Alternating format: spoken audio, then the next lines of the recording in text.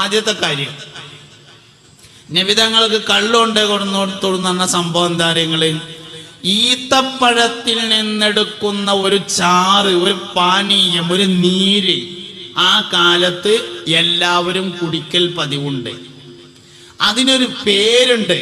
ആ പേര് പിൽക്കാലത്ത് യൂറോപ്യന്മാർ ഒരു മദ്യ ഫാക്ടറിയിൽ നിന്ന് ഉൽപ്പാദിപ്പിക്കുന്ന ഒരു കള്ളിനിട്ടിട്ടുണ്ട്. പേര് ഞാൻ മനഃപൂർവ്വം പറയാതിരിക്കുകയാണ്. അതെ, അങ്ങനെ ചില പരിപാടി ഉണ്ട് നമുക്ക്. ജന്നത്ത്, സ്വർഗത്തിലെ ഏറ്റവും വലിയ സ്ഥലത്തിന് പറയുന്ന പേര് ഫിർദൗസ് ആണ്. സ്വർഗത്തിന് 100 ദറജയാണുള്ളത്. അതിലെ ഏറ്റവും വലിയ സ്ഥലമാണ് ഫിർദൗസ്. ഫിർദൗസിന്റെ ഇംഗ്ലീഷാണ് പാരഡൈസ് എന്നത്. നമ്മളത് ബാർമ കൊണ്ടുപോയി എഴുതി. ബാറിനാണ് നമ്മളാ പേരിട്ടുള്ളത്. എന്നതുപോലെ ഈത്തപ്പഴത്തിൽ നിന്നെടുക്കുന്ന ഒരു പാനീയം അക്കാലത്ത് കുടിക്കൽ പതിവുണ്ട്. ആ പേരിൽ പിൽക്കാലത്ത് യൂറോപ്പിലെ ഒരു മദ്യ കമ്പനി ഒരു മദ്യം പുറത്തിറക്കിയിട്ടുണ്ട്. ഇന്ന് ആ പേര് നെറ്റിലടിച്ചാൽ ഒരു കള്ളാണ് കാണുക. അത് ഒരിക്കൽ ഒരാൾ നബി തങ്ങൾക്ക് കൊണ്ടുവന്നു കൊടുത്തു, ആ ഈത്തപ്പഴത്തിൽ നിന്നുള്ള ഒരു പാനീയം. അതിനെ വെയിലത്ത് വെച്ച് ചൂടാക്കിയിട്ട് പുളിപ്പിച്ച് കള്ളാക്കി മാറ്റൽ പതിവുണ്ടായിരുന്നു.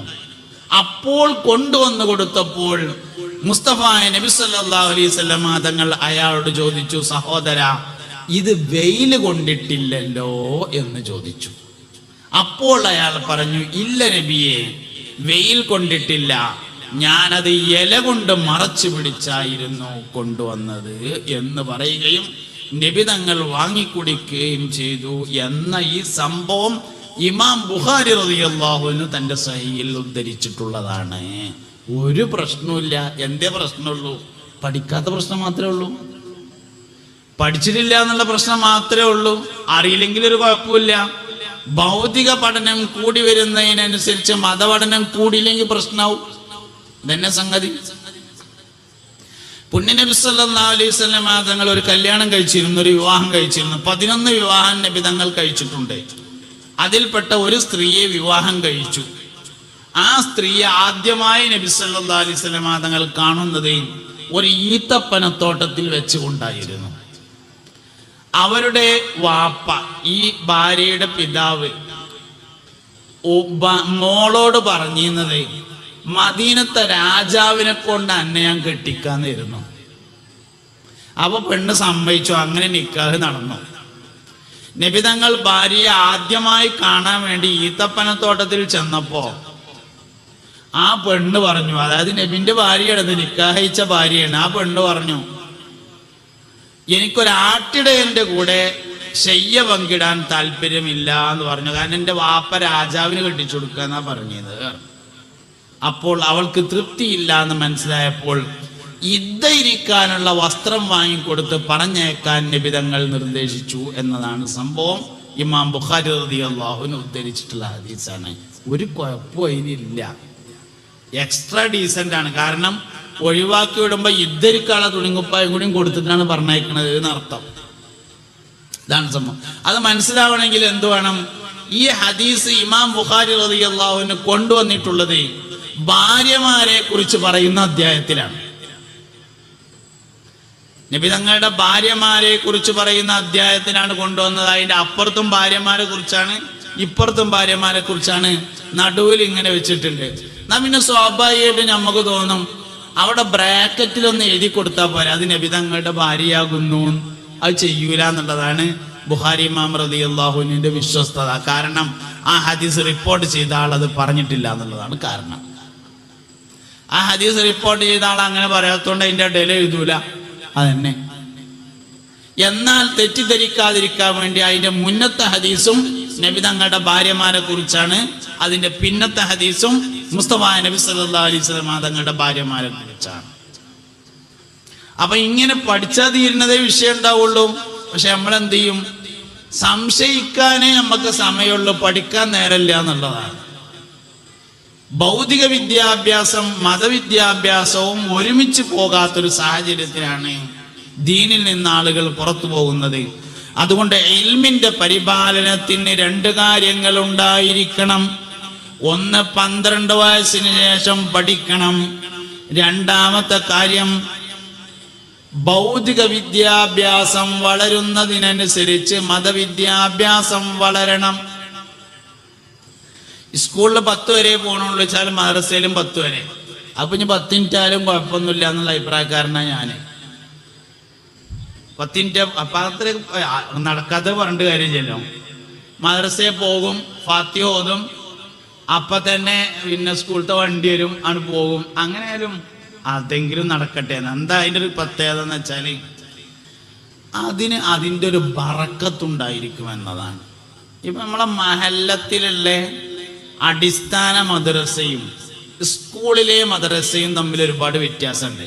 ഞാൻ ഇപ്പോൾ ഒരു സ്കൂളിലെ മദ്രസ നടത്തുന്ന ആളാണ്, എൻ്റെ കുട്ടികൾ അവിടെ പഠിക്കണുണ്ട്. പക്ഷെ മഹല്ലിലെ മദ്രസയും സ്കൂളിലെ മദ്രസയും തമ്മിലുള്ള ഒരുപാട് വ്യത്യാസമുണ്ട്. ഒന്നാമത്തെ വ്യത്യാസം, 100% പരലോകത്ത് കിട്ടാൻ വേണ്ടി ആൾക്കാർ പൈസ കൊടുത്താണിത്. ഈ സ്കൂള് പരലോകത്ത് കിട്ടുകയാണെങ്കിൽ കിട്ടി, ഇവിടുന്ന് എന്തേലും കൊല്ലം തികയുമ്പോൾ കിട്ടണം എന്നുള്ള നിലയിൽ പൈസ കൊടുത്തതാണ്. ആ വ്യത്യാസം പഠിച്ചാലും ഉണ്ടാവും. നിങ്ങൾക്ക് മനസ്സിലായാലും വേണ്ടില്ല, ഇല്ലെങ്കിലും വേണ്ടില്ല. ഇനിയിപ്പോൾ പറഞ്ഞ മൊത്തം നിങ്ങൾക്ക് മനസ്സിലാവണം നിർബന്ധമൊന്നും ഇട്ടില്ലേന്ന്. ചിലതൊക്കെ പറഞ്ഞു തീർക്കലാണ്, മനസ്സിലാകലല്ല. ഇത് 100% ആഖിറത്തിൽ കിട്ടണം എന്ന് കരുതിയിട്ട് ചിറ്റ് കൊടുത്തതാണ്, ചിറ്റ് മുറിച്ചു കൊടുത്തതാണ്. ദുന്യാവൊന്നും കിട്ടാനല്ല, 100% ആഖിറത്ത് കിട്ടാൻ വേണ്ടി കൊടുത്തതാണ്. സ്കൂളിൽ മദ്രസയൊക്കെ ഉണ്ട്, ശരിയാണ്. അരമണിക്കൂറൊന്നല്ല, 3/4 മണിക്കൂറുള്ള 3 പീരീഡ് ഉണ്ട്, ഒക്കെ ശരിയാണ്.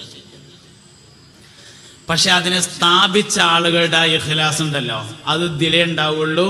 മറ്റേത് ആഖിറത്തിൽ കിട്ടിയെങ്കിൽ ആയി, ദുനിയാവെന്ന് കൊല്ലം തേയുമ്പോൾ കണക്കൂട്ടാനുള്ളതാണ് ആ ഒരു വ്യത്യാസം.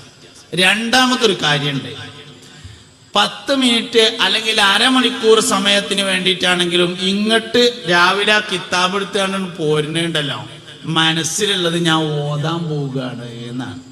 നിയ്യത്തിന്റെ പ്രത്യേകതയാണത്. ഈ സ്കൂളിൽ 2 മണിക്കൂർ കിട്ടിയിട്ടും കാര്യമില്ല, ബുക്ക് എടുത്തുകൊണ്ട് പോകുമ്പോൾ മനസ്സിലുള്ളത് ഇംഗ്ലീഷ് പഠിക്കാൻ പോവുകയാണ് എന്നാണ്. ആ മനസ്സിന്റെ വ്യത്യാസമാണത്. ഇങ്ങനെ 2 വ്യത്യാസങ്ങൾ ഇത് തമ്മിലുണ്ട്. അതുകൊണ്ട് നിലനിർത്തിയേ പറ്റുള്ളൂ നമ്മൾ ഈ സംഗതി. കേരളീയരുടെ ഏറ്റവും വലിയ പ്രത്യേകത, 1 പള്ളി, 2 മദ്രസ. പള്ളി ലോകത്ത് എല്ലായിടത്തും ഉണ്ട്, പള്ളിയുമായി ബന്ധപ്പെട്ട ജീവിതമുണ്ട്. അതേസമയത്ത് മദ്രസ കേരളക്കാർക്ക് മാത്രമാണ്. നമ്മൾ കേരളം വിട്ടു പോയാലും മദ്രസ ഉണ്ട്, പക്ഷെ നമ്മളമായിട്ട് മദ്രസ അല്ല. നമ്മളിങ്ങനെ ചിലപ്പം പത്രത്തിലൊക്കെ കാണും, മദ്രസയിൽ റെയ്ഡ് നടത്തി ആയുധങ്ങൾ പിടിച്ചെടുത്തു എന്നൊക്കെ പറയുമ്പോൾ നമുക്കിങ്ങനെ തോന്നും, ആ ചെറിയ കുട്ടികൾ പഠിക്കുന്ന മദ്രസയിൽ പിച്ചാങ്കത്തി കൊണ്ടക്കേണ്ട വല്ല ആവശ്യം ഉണ്ടായിരുന്നോ എന്നൊക്കെ നമുക്ക് തോന്നും. അത് ഈ മദ്രസ അല്ല. റെയ്ഡ് നടത്തി ആയുധം പിടിക്കണ മദ്രസ എന്ന് പറഞ്ഞാല് വലിയ വലിയ കോളേജുകൾക്കാണ് ഉത്തരേന്ത്യയിൽ മദ്രസ എന്ന് പറയുന്നത്. ഇപ്പൊ ബാക്കിയാത്തു സ്വാലിഹാത്ത്, വേലൂര് ബാക്കിയാത്തു സ്വാലിഹാത്തിന്റെ ഒറിജിനൽ പേരെന്താ? മദ്രസത്തു ബാക്കിയാത്തു സ്വാലിഹാത്ത് എന്നാണ്. അതിന്റെ പേര് മദ്രസ എന്നാണ്. അവിടെ തന്നെ വേറൊരു കോളേജ് ഉണ്ട്, മദ്രസത്തു ലത്തീഫിയ എന്നാണ്. അപ്പൊ ഉത്തരേന്ത്യയിലെ വലിയ വലിയ കോളേജുകൾക്ക് മദ്രസ എന്ന് പേരുണ്ട്. ഈ മദ്രസ ഉണ്ടല്ലോ, ഏത് നിക്കരിച്ചാൻ പഠിപ്പിക്കണേ, നോൻപൊരുക്കാൻ പഠിപ്പിക്കണേ മദ്രസ, അത് നമ്മളെ നാട്ടിലേ ഉള്ളൂ. ഉത്തരേന്ത്യയിലെ മദ്രസയും കോളേജും ഒക്കെ ഞാൻ കണ്ടിട്ടുണ്ട്. വിശാലമായ പള്ളി ഉണ്ടാവും, 4 കെട്ടുള്ള പള്ളി ഉണ്ടാവും, നടുവിൽ മുറ്റക്കായിട്ടുള്ള വലിയ പള്ളി. പള്ളിയോടനുബന്ധിച്ച് എല്ലാ സ്ഥലത്തും മദ്രസ ഉണ്ടാവും. ആ മദ്രസയിൽ ആകെ ഉണ്ടാകുക തഹ്ഫീദുൽ ഖുർആനാണ്, ഖുർആൻ പഠിപ്പിക്കുക. മൊല്ലാക്കിയും കുട്ടികളും മാത്രം നിസ്കരിക്കും. പള്ളിയുടെ ക്യാൻറ്റീൻ താള് പോലും നിൽക്കാരം നിർബന്ധമാണെന്ന് മനസ്സിലാക്കണില്ല. നിസ്കരിച്ചില്ല എന്നല്ല ഞാൻ പറഞ്ഞതെന്ന്, നിസ്കാരം നിർബന്ധമാണ് എന്ന് വരെ മനസ്സിലാക്കിയിട്ടുണ്ടാവില്ല എന്നുള്ളതാണ്. മൊല്ലാക്കിയും കുട്ടികളും മാത്രം നിസ്കരിക്കും പള്ളി. നമ്മൾ പോകുമ്പോൾ തന്നെയാണ് നമ്മക്കുള്ളതൊക്കെ പോകുന്നത്. അതുകൊണ്ട് നമ്മൾ തിരിച്ചു നടക്കാൻ തയ്യാറാവണം. കേരളക്കാർക്ക് എന്തായാലും അല്ലാഹു സുബ്ഹാനഹു വ തആല വലിയ സൗഭാഗ്യം നൽകിയിട്ടുണ്ട്. എന്ത് വില കൊടുത്തും നമ്മളത് നിലനിർത്തിയേ പറ്റും. 2 മണിക്കൂറിനാണ് കുട്ടികളെ കിട്ടേണ്ടത്, അരമണിക്കൂറിനെ കിട്ടണുള്ളൂ നോക്കുക, വരട്ടേന്ന്. 10 മിനിറ്റിനെ കിട്ടണുള്ളൂ, വരട്ടേന്ന്. AC വെച്ചാലേ 10 മിനിറ്റിന് കിട്ടുള്ളൂ. നിങ്ങൾ AC വെച്ചിട്ട് ആ 10 മിനിറ്റിന് വരുത്തി. അതാണ് എൻ്റെ അഭിപ്രായം. എല്ലാ വിഷയത്തിലും ഇപ്പം എൻ്റെ അഭിപ്രായത്തോളം നിങ്ങൾ യോജിക്കുന്നൊന്നും എനിക്ക് അഭിപ്രായമില്ല കേട്ടോ. അല്ല, അങ്ങനെ ഉണ്ടാവുമല്ലോ. മുഴുവൻ ഞാൻ പറഞ്ഞ എല്ലാ വിഷയത്തിലും നിങ്ങൾക്ക് എന്നോട് യോജിപ്പാന്നുള്ള അഭിപ്രായമൊന്നുമില്ല. എൻ്റെ ഒരു അഭിപ്രായം അതാണ്. ഒരു 10 മിനിറ്റാ വരുന്നേച്ചാൽ ആ 10 മിനിറ്റ് വന്ന് ഫാത്തിഹ കഴിഞ്ഞ് മുസാഫ് മറിച്ചപ്പോത്തിന് ഒരു പോയി പോട്ടേന്ന് ആ വന്നതിൻ്റെ ഒരു ഗുണമുണ്ടല്ലോ, അതുണ്ടാവും. അതിൻ്റെ ഒരു ബർക്കത്ത്, അവിടെ ഇരുന്നതിൻ്റെ ഒരു ബർക്കത്ത് അതേതായാലും ഉണ്ടാവും. കാരണം 2 കാര്യങ്ങൾ അതിലുണ്ട്. ഒന്ന്, അത് ഉണ്ടാക്കിയവരുടെ ഇഖ്ലാസ് അതിൽ വളരെ പ്രധാനപ്പെട്ടതാണ്. രണ്ടാമത്തേത്, വരുമ്പോഴുള്ള മനസ്സിന്റെ നീയത്ത് വളരെ പ്രധാനപ്പെട്ടതാണ്. ഇത് എത്ര പൈസ ചെലവാക്കിയിട്ട് നടത്തുന്ന സ്ഥാപനമാണെങ്കിലും ഇതിനല്ലാതെ കിട്ടില്ല. അതുകൊണ്ട് നിലനിർത്തിക്കൊണ്ടുപോകുക എന്നുള്ളത് വളരെ അനിവാര്യമായ കാര്യമാണ്. 12 വയസ്സിന് ശേഷം 7-ന് ശേഷം കുട്ടികളൊക്കെ പഠിപ്പിക്കണം. 1-ാം ക്ലാസ്സിൽ 50 കുട്ടികൾ ചേർന്നാല് 10-ാം ക്ലാസ്സിലെത്തുമ്പോൾ 5 കുട്ടികളായി ചുരുങ്ങുന്നുണ്ട് ഇപ്പൊ നിലവില്. ഇന്ത്യയിൽ തന്നെ ശിശുമരണം വളരെ കുറവാണ്. കേരളത്തിൽ അതിൽ വളരെ പറ്റ കുറവാണ്. മരിച്ചതല്ല, വേണ്ടാന്ന് വെച്ചാൽ തന്നെയാണ്. 50 കുട്ടികൾ 1-ാം ക്ലാസ്സിൽ ചേർന്നാല് 10-ാം ക്ലാസ്സിലെത്തുമ്പോൾ 5 കുട്ടികളാണ്. ബാക്കി പല കാരണം പറഞ്ഞാണ്ട് കൊഴിഞ്ഞു പോവുകയാണ്. സ്കൂളിൽ പഠിക്കാണ്ട്, എഴുതാണ്ട് എന്നൊക്കെ പറഞ്ഞിട്ട് ഓരോ കാരണങ്ങൾ അങ്ങനെ പറയും. അതുകൊണ്ട് സ്ഥാപനങ്ങൾ ഉണ്ടാക്കിയാൽ മാത്രം പോരാ, അത് പരിപാലിക്കുക കൂടി വേണം. രണ്ടാമത്തെ കാര്യം ഞാൻ പറഞ്ഞത് ഇൽമിന്റെ പരിപാലനം. അതിന് 2 കാര്യങ്ങൾ. ഒന്ന്, 12 വയസ്സിന് ശേഷം പഠിക്കണം. രണ്ടാമത്തേത്, ഭൗതിക വിദ്യാഭ്യാസത്തിനൊപ്പം മതവിദ്യാഭ്യാസം പഠിക്കണം. സംവിധാനം ഇല്ല എന്നൊന്നും ഒരിക്കലും പറയാൻ പറ്റൂല. പഠിക്കാൻ ഒരു സംവിധാനം ഇല്ലെങ്കിലും ബഹുമാനപ്പെട്ട യൂട്യൂബ് അവറുകൾ എന്ന സംവിധാനം ഉണ്ട്. അതിലടിച്ചാൽ കിട്ടും. സാലിം പൈസന്ന് അടിച്ചാൽ മതി, കിട്ടും. സംവിധാനം ഇല്ല എന്ന് പറയാൻ പറ്റില്ല. ഞമ്മക്ക് ഇനി തയ്യാറില്ല എന്നുള്ളതാണ് പ്രശ്നം. തയ്യാറുണ്ടോ? സംവിധാനങ്ങളുണ്ട്, എല്ലാ ഭാഷകളിലുമുണ്ട്. സമസ്തന്റെ ലേണിംഗ് സംവിധാനം വരുന്നുണ്ട്. മദ്രസ ഇല്ലാത്ത സ്ഥലങ്ങൾ, എന്നാ ലേണിംഗ് ഉണ്ടെന്ന് ഞാൻ അതിൽ കൂടാന്ന് ഇവിടെ ഉള്ളവർ വിചാരിക്കേണ്ട. മദ്രസ ഇല്ലാത്തടത്തേക്കുള്ളതാണ്. ഒരു മദ്രസ ഇല്ലാത്ത സ്ഥലങ്ങൾ, മദ്രസ ഇല്ലാത്ത സ്ഥലങ്ങളിലെ കുട്ടികൾക്ക് പഠിക്കാൻ വേണ്ടി ലേണിംഗ്. ഇപ്പോൾ ഇംഗ്ലീഷ് മീഡിയമാണ് സ്റ്റാർട്ട് ചെയ്യുന്നത്. ഭാവിയിൽ മറ്റു മലയാളം മീഡിയം, ഉറുദു മീഡിയം ഒക്കെ സ്റ്റാർട്ട് ചെയ്യും. അപ്പൊ സംവിധാനങ്ങളൊക്കെ ഉണ്ട്. നമ്മൾ തയ്യാറില്ലാത്തത് മാത്രമാണ് പ്രശ്നമുള്ളൂ. അതുകൊണ്ട് തയ്യാറാവും. മൂന്നാമത്തെ കാര്യം, അഭിമാനത്തിന്റെ പരിപാലനം പഠിപ്പിക്കണം കുട്ടികളെ. അഭിമാനം പരിപാലിക്കുക ആയിപ്പെട്ടതാണ്. സ്വഭാവം, പെരുമാറ്റം, എല്ലാ കാര്യങ്ങളും ആയിപ്പെട്ടതാണ്. കുട്ടികൾക്ക് അഭിമാനത്തോടുകൂടെ ജീവിക്കാൻ പഠിപ്പിക്കണം. അഭിമാനമതിന് ക്ഷതം വരും വെള്ളം കുടി, എന്നാലൊഴിക്കും അന്നു ഞാനാ നടപടി. സയ്യിദുനാ ഇമാമുനാ ശാഫിഈ റളിയല്ലാഹു അൻഹു പറഞ്ഞതാണ്, അഭിമാനത്തിന് ക്ഷതം വരുന്ന ഒരു കാര്യം ചെയ്യാൻ പാടില്ല എന്നാണ്. മനുഷ്യന്റെ അഭിമാനം ഏറ്റവും പ്രധാനപ്പെട്ടതാണ്. ഒരു കല്യാണത്തിന് ചെന്നു, VIP-കൾക്ക് വേറൊരു പന്തലുണ്ട്, സാധാരണ എന്നെ പോലത്തെ ആൾക്കാർക്ക് വേറൊരു പന്തലുണ്ട്. രണ്ടൊന്നും ചോറിക്കാൻ പറ്റില്ല. കാരണം അത് അഭിമാനമില്ലാത്ത പരിപാടിയാണ്. അഭിമാനമില്ലാത്ത ഭക്ഷണം കഴിക്കാൻ പാടില്ല എന്നാണ്. ഒരിക്കൽ ഞാനിങ്ങനെ ഒരു വൈകുന്നേരത്തെ ഒരു ചായ എടുക്കാൻ വേണ്ടിയിട്ട് ഒരു പീടിക കയറി. അപ്പോൾ വേറെ 1-2 ആൾക്കാരുണ്ട്. എന്താ കടിയുണ്ട് എന്ന് ചോദിച്ചു. എന്താ അവിടെ ഉള്ളതെന്ന് ചോദിച്ചപ്പോൾ ഷവർമ ഉണ്ട് പറഞ്ഞു. എന്നാൽ ഷവർമ കൊണ്ടിരിക്കുന്നു. അങ്ങനെ ഷവർമ കൊടുന്ന് ചായയും ഷവർമയും കൂടി ഇങ്ങനെ തിന്നുമ്പോൾ കൂടെ ഉണ്ടായിരുന്ന ഒരാള് കുറച്ചുകൂടി മയോണീസ് വേണമെന്ന് പറഞ്ഞു. അപ്പൊ രണ്ടാമത് കൊടുന്നു കൊടുത്ത മയോണീസിൽ മഴ പെയ്തപ്പോ വെള്ളയിക്കണം. മയത്ത് കൂടി കൊടുത്തിട്ടുണ്ടാവും. ഇതൊക്കെ കേട്ട പിന്നെ ആ സാധനം തിന്നാൻ പാടില്ല. അത് മനുഷ്യന്റെ അഭിമാനം നഷ്ടപ്പെടുത്തിയ ആ സാധനം. നിങ്ങൾക്ക് മനസ്സിലായോ എന്നറിയില്ല. രണ്ടാമത് കൊടുന്നതിലേ മയത്ത് കൂടി കൊടുന്നപ്പോ എന്തായിട്ടുണ്ട്, ഒന്നായിട്ട് ചോർന്നൊലിച്ചിങ്ങനെ. പിന്നെ ആ സാധനം, അത് മനുഷ്യന്റെ അഭിമാനം കളഞ്ഞു കഴിഞ്ഞാൽ തിന്നാൻ പാടില്ല. ഭക്ഷണത്തിൽ വളരെ സൂക്ഷിക്കേണ്ട ഒരു സംഗതിയാണ് അഭിമാനം.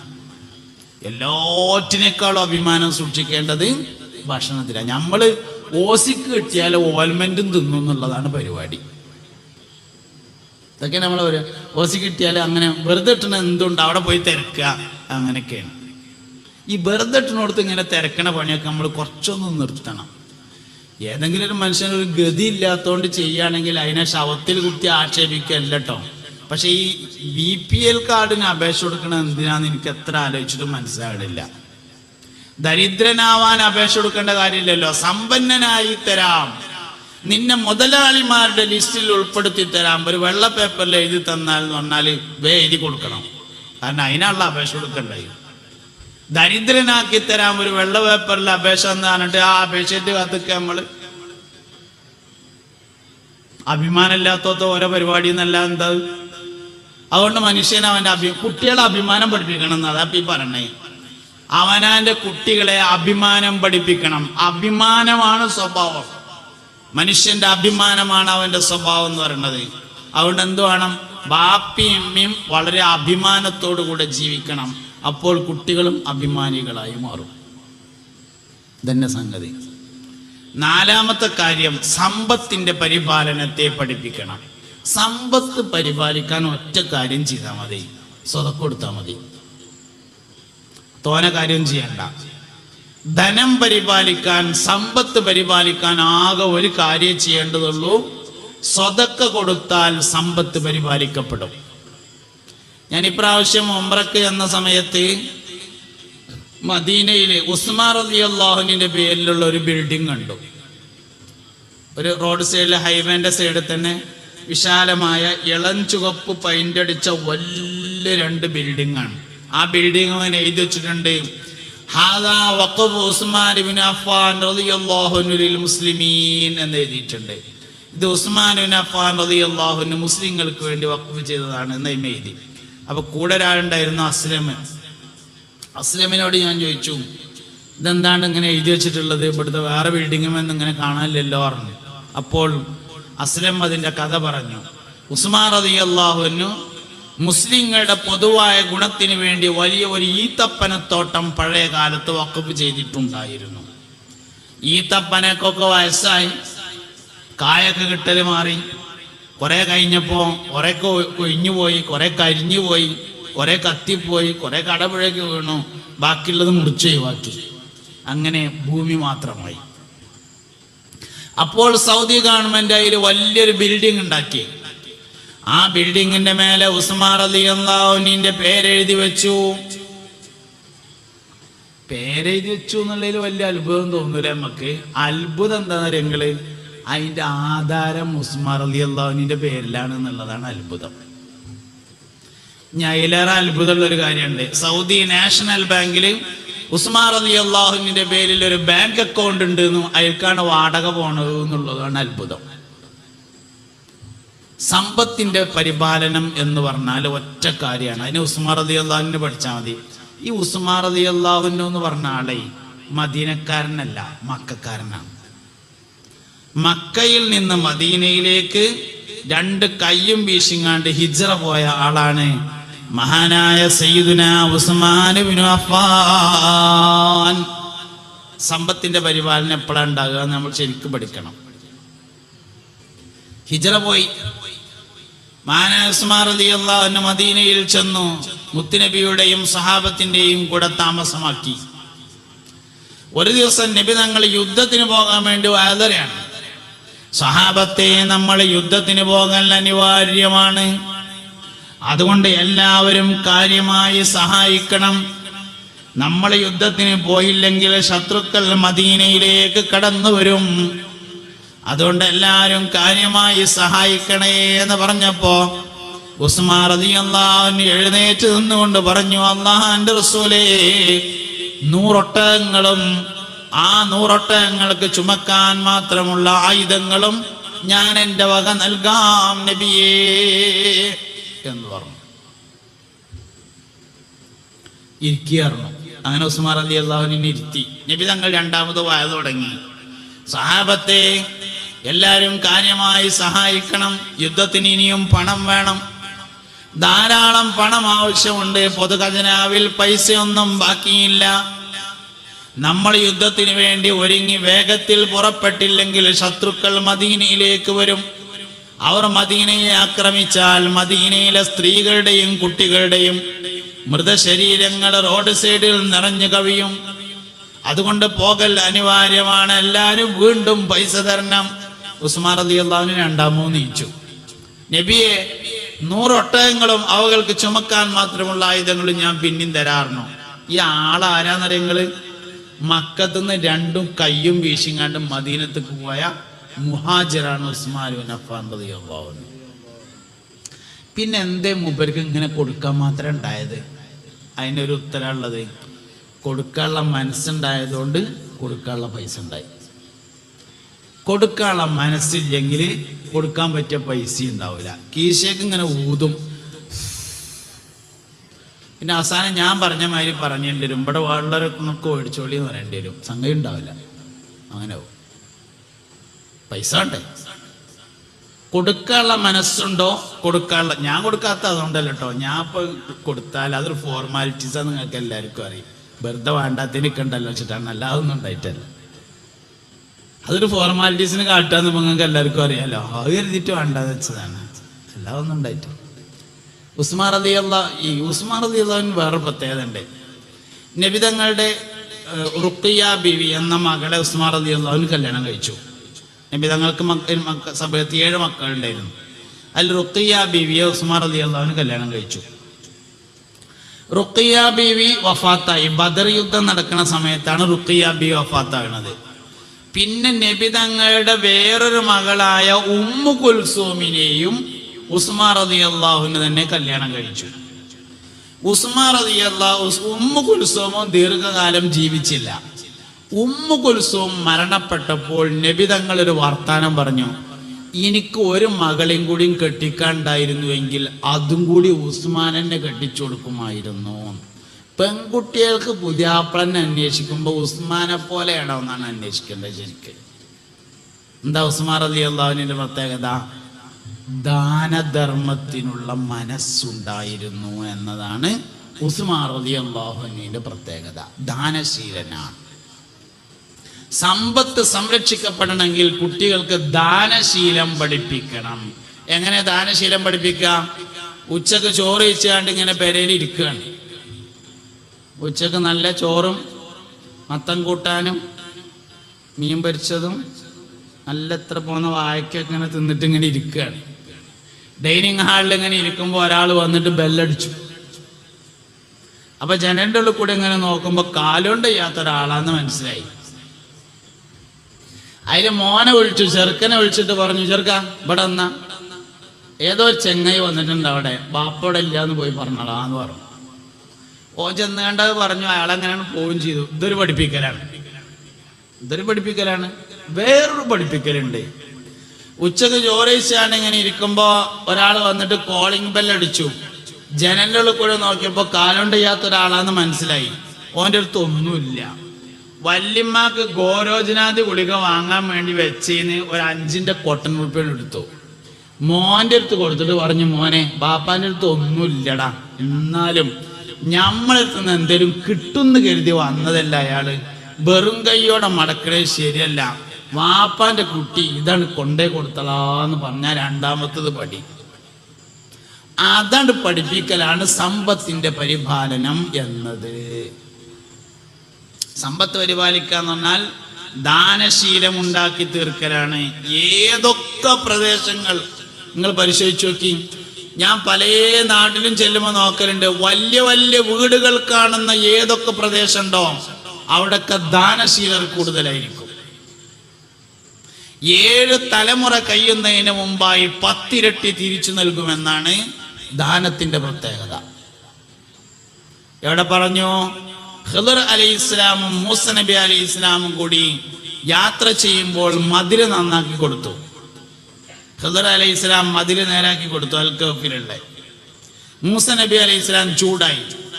ഇങ്ങനെയാണെങ്കിൽ നമുക്ക് കരാറ് പറഞ്ഞുകൊണ്ട് ചെയ്തിക്കുകയാണെങ്കിൽ ഒജീനം കഴിക്കാൻ എന്തെങ്കിലുമൊക്കെ കിട്ടിയെന്നല്ലോ എന്ന് പറഞ്ഞു. ഞങ്ങളോട് മുണ്ടരുത് എന്ന് പറഞ്ഞിട്ടാണ് ഒപ്പം കൂട്ടിയിട്ടുള്ളത് എന്ന് പറഞ്ഞു ഖിദർ. അങ്ങനെ ഏതായാലും ആയിക്കോട്ടെ എന്നൊക്കെ പറഞ്ഞു പോയി. അവസാനം പിരിയുമ്പോ പറഞ്ഞെടുത്തു, ഞാൻ ആ മതില് നേരാക്കിയില്ലേ, അത് അങ്ങാടിയിൽ താമസിക്കുന്ന യതീം കുട്ടികളുടെ മുതലാണ്. അതിന്റെ താഴ്ഭാഗത്ത് അവർക്കുള്ള ഒരു നിധി ഉണ്ടായിരുന്നു. അത് നഷ്ടപ്പെടാതിരിക്കാനാണ് ഞാൻ അങ്ങനെ ചെയ്തത്. വകാന അബൂഹുമാ സ്വാലിഹാ, ഓല വാപ്പ ഒരു നല്ല മനുഷ്യനായിരുന്നു എന്നുള്ളിടത്ത് അതിന്റെ തഫ്സീർ പരിശോധിച്ചാൽ കാണാം ഈ കുട്ടികളുടെ നേരെ വാപ്പാനെ കുറിച്ചല്ല ആ പറഞ്ഞത്, ഏഴാമത്തെ വല്ലിപ്പാനെ കുറിച്ചായിരുന്നു ആ പറഞ്ഞത്. 7 തലമുറ കഴിയുന്നതിന് മുമ്പായി 10 ഇരട്ടി കൊണ്ട് അള്ളാഹു തിരിച്ചു നൽകും എന്നതാണ് ദാനധർമ്മത്തിന്റെ പ്രത്യേകത. അതുകൊണ്ട് സമ്പത്തിന്റെ പരിപാലനം എന്നാൽ ദാനശീലം പഠിപ്പിക്കലാണ്.